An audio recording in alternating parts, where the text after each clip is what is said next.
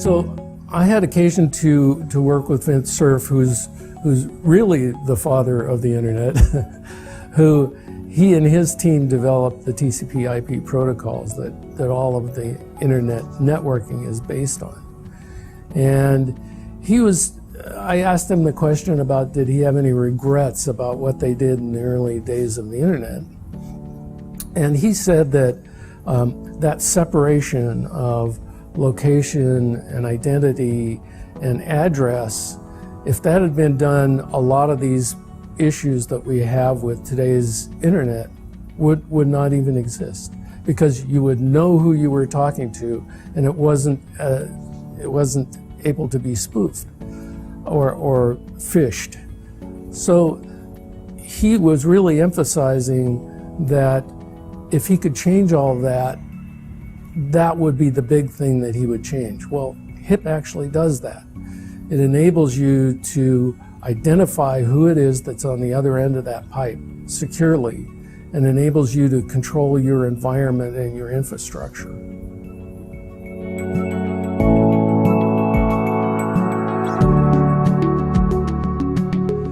In 1993, I was given the project to develop a means of implementing wireless at the Boeing company. And that led to working with the wireless standards efforts that were going on at the time. And one of those was Wi-Fi, and one of them was cellular. And it ended up that the Wi-Fi got more emphasis, and I started working with the standards organizations to develop that standard. And so I spent the next 15 years actually going to IEEE meetings, and I actually headed one of the groups within IEEE in defining the standard for 802.11. And then in about 2002, we started developing in another organization called the Open Group, a means of doing mobile communications management, which was more oriented towards cellular. But then it developed into, we needed some secure means of connecting to robotic equipment in the Boeing company. And so that led to a development of, it's called a secure mobile architecture. And that standard was published in 2008 in the Open Group. So it all led from having a wireless assignment to working with standards organizations up through actually to my retirement in 2008 of those standards being completed.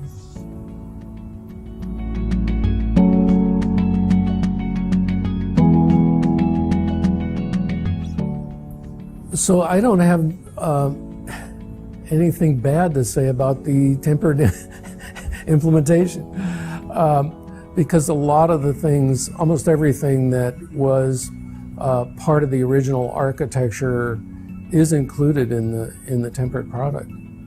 And so the importance of having of the conductor and that secure database that supports the whole infrastructure that's managed by, for instance, a tempered system,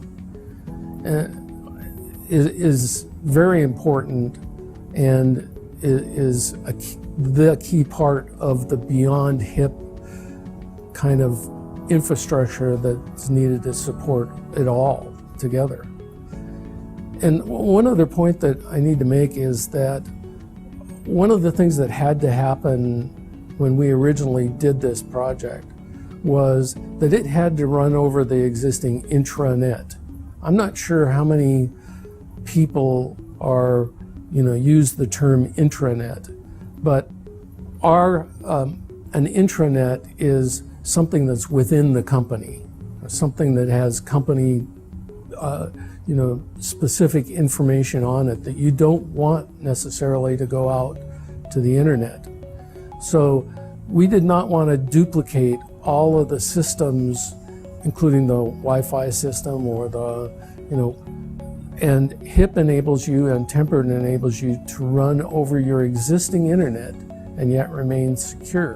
And that's a combination of using the HIP protocols and being able to use the conductor where you know who the end users are and you know who's authorized to use it and you know what location they're at.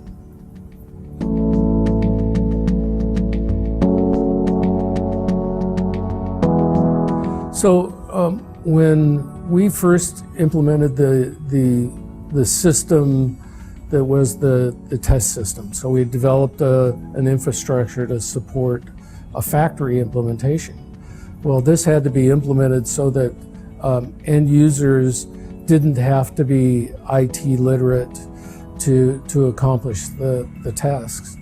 And so with a simple interface that could be managed by a non-IT person on the factory floor.